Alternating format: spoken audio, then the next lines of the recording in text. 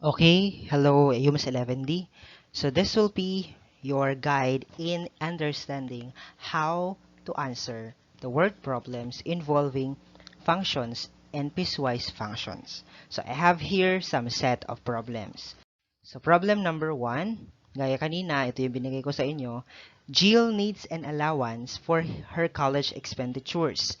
She managed to get a part-time job that earns 75 pesos per hour. Help her devise a function model in computing her total salary after a month of work. So, in this word problem, kailangan nating magawa ng isang formula para makompute ni Jill kung magkano ang kanyang sasahurin sa loob ng isang buwan, knowing na siya ay sumasahod o kumikita ng 75 pesos per hour. Okay. So, ngayon, nasasimulan natin yan sa f of x. Right? F of x. Then, equal sign. So, paano nga na ba natin? Sabi kasi dito, 75 pesos per hour per kada oras. So, let's write down the value, which is 75 pesos. Lagay natin dito, sulat natin 75. And then, saan natin, anong gagawin sa 75? Sabi kasi 75 per hour. So, ngayon, kung alam na niya kung ilang oras ang kanyang natrabaho sa loob ng isang buwan, anong gagawin niya sa 75? Of course, we need to multiply 75 pesos to the total number of hours she worked for a month. So, let's write down the what. Siyempre, kung anong nasa loob ng parenthesis, as you can see, ayan, is x. So, let's write down here x. So, the function model is f of x equals 75x.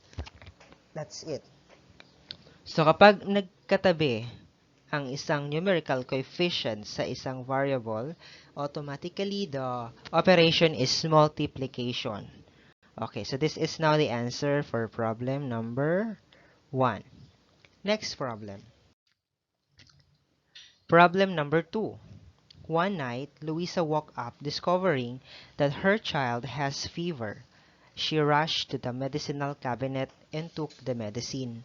To make sure of the dosage her child needed, she read the dosage instruction written on the box that states, ito yung nakalagay sa box ng gamot para sa kanyang anak kasi may lagnat. For every 1 kilo of body mass, a patient must drink 3 ml. Sa kaidasang kilo na timbang ng pasyente, ang pasyente ay kailangang uminom ng 3 ml ng gamot na yon. So, this is a ratio. We have here a ratio, tama ba? 1:3. 1:3. So, of course, ang alam natin is 3. This will be our constant kasi hindi pa naman natin alam kung ano ang timbang ng kanyang anak. Okay? So, for every 1 kilo, we have 3. So, let's write down 3 muna. So, f of x, ulit. Then, equal sign. Okay? And then, write down 3. And then, for the body mass, let's put a variable. Itong ginamit natin sa loob ng parenthesis, which is x. So, this is now the function model. F of x is equal to 3x. Next problem. Mount Tarak is one of the famous hiking sites in Bataan. Every summer, hikers from different provinces travel to visit the mountain to see the summit. The local government then passed a resolution that requires hikers to have local guides to avoid accidents. Hiring a guide will cost a grupo to. Ang grupo daw ay magbabayad ng 300 pesos. That is for the group. Plus, an additional fee, that is environmental fee of 50 pesos for each member sa kada miyembro ng grupo, 50 pesos. The question is, how much will each group of different cluster size be built? Kasi ang grupo, kada grupo iba-iba ang bilang ng miyembro, di ba? May group of 3, group of 2, group of 4, and so on and so forth. So, of course, in this problem, madami siyang conditions. Madami ba? May additional lang pala. So, let's write down f of x. Again, f of x equal sign. So, magkano ang babayaran ng grupo para sa pag-hire ng guide? That is 300. So, this is constant. Laging ganyan yan. 300 talaga. Kung kahit ilan pa kayo, 300 ang bayad sa pag-hire. Plus, may additional tayong babayaran for the environmental fee, which is 50 pesos. Okay?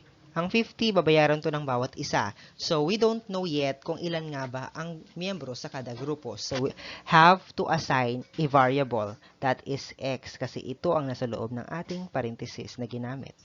So, f, yan, x. So, this is now the function model. F of x is equal to 300 plus 50x. Next problem tayo. X. Okay. So, ng x dito. So, f equal sign. And then, since it has a lot of conditions, may conditions kasi to, so therefore, gagamitin natin to ng f of x. Ng piecewise function rather. So, ano ang itsura ng piecewise function? So, after f of x, then equal sign, we are going to draw a brace. Ito yung brace. Okay. And then, let's write down the expression after the brace. And then, put some notation for the conditions. So, una, sabi 30 daw. So, let's write down 30. So, anong condition niya? Per package weighing 3 kilos or less. So, if, magsusulat tayo ng if x is less than or equal to 3 kilos. That is our first condition. And then, pangalawa, meron dong additional na 4 pesos pag nag-exceed. So, therefore, susulat ulit natin ang 30. Oo. Then, mag-a-add tayo. Plus, mag-a-add tayo ng 4 pesos. So, para malaman natin, kada kilo to, kung ilan yung sumobrang timbang, let's write down. Let's put parenthesis. Okay, anong ilalagay sa parenthesis? So, x minus 3. So, anong condition dito? So, that is if x, wait lang. So, wait for a while. Let's erase this first. Okay. If x, sabi dyan, is, ito nakalagay kasi dito, the courier also told Georgia that they cannot ship items more than 15 kilos.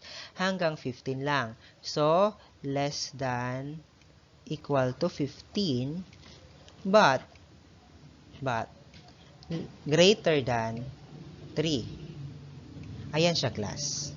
Sir, bakit ang basa nyo dito sa x, yung may 3, x is greater than 3? Kasi class, in this case, kapag ang variable ay nasa right side, ang value naman is yung numerical value is nasa left side, then you are going to read it, tawag nito class, inversely. Inversely ba tawag doon? Okay? Kailangan pabaliktad ang basa natin. So, alam natin ito ay less than, pero pagdating, kasi nagsimula tayo sa x, that is greater than. So, x is greater than 3. So, ang tanong, sir, paano yan? Ano yung mga value na sa loob ng interval na yan? Ito yung class. So, x is greater than 3. Ano yung value pagkatapos ng 3? Greater than 3. Yung pinakauna, that is 4. So, that is from 4 up to what? Sabi sa pangalawa, x is less than equal to 15. May nakalagay na equal. Ibig sabihin hanggang 15, kasama si 15. So, ito yung value na nakapaloob sa interval na meron tayo dito. Okay? So, therefore, ito na yung pinaka-answer natin. Ayan na siya ang sagot natin. Ayan na siya. Ayan na siya.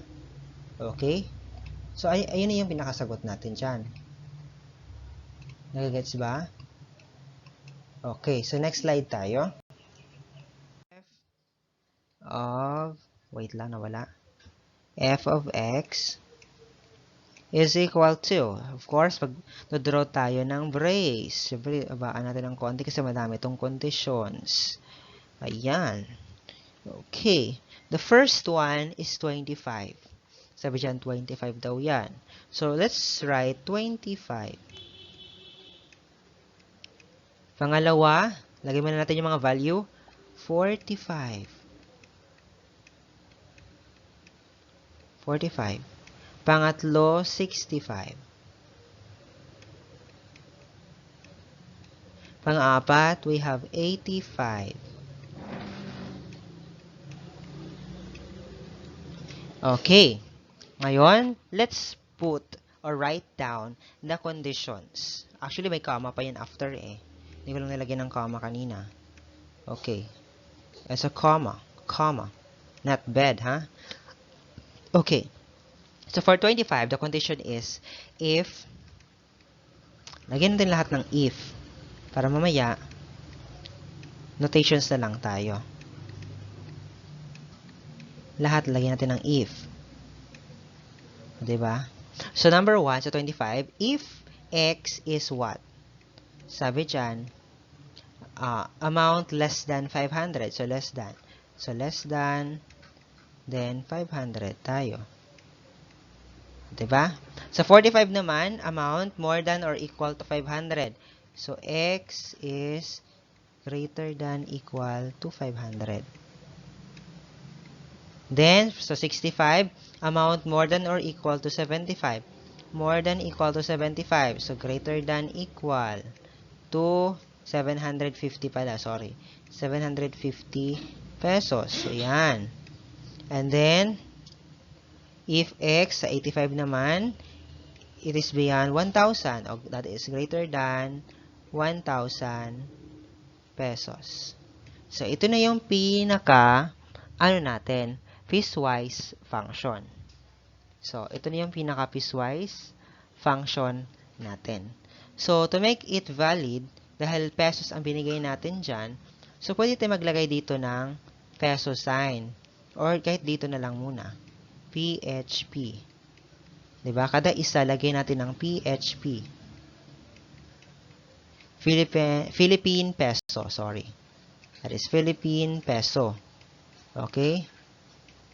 So, ito na yung ating piecewise function na siyang magsosolve sa problem number 5. Okay, proceed tayo sa next slide. Okay, problem 6. Okay, knowing that most Filipinos love to sing, Bianca invested in Videoke business. She came up with the following scheme. 750 pesos for 2 days rent and an additional of 250 pesos for each exceeding day.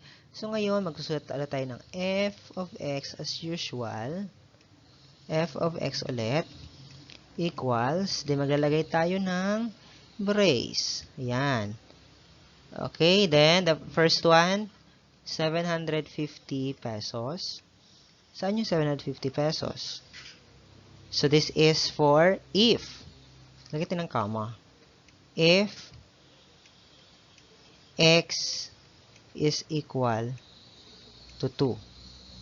Pangalawa, merong additional daw na 250 sa bawat araw na lumipas after 2 days. So, write down ulit natin yung 750 pesos.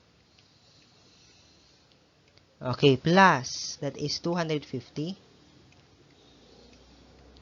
Okay, and then para malaman natin kung ilang araw yung nag-exceed, lagay tayo ng parenthesis, then x minus yung pinaka-minimum na binigay na araw ng renta na 750 lang ang bayad, that is 2. So, x minus 2. So, what is the condition? So, the condition is if, comma to ha, if x is greater than 2. So, ito na yung piecewise function that will solve this problem. Okay.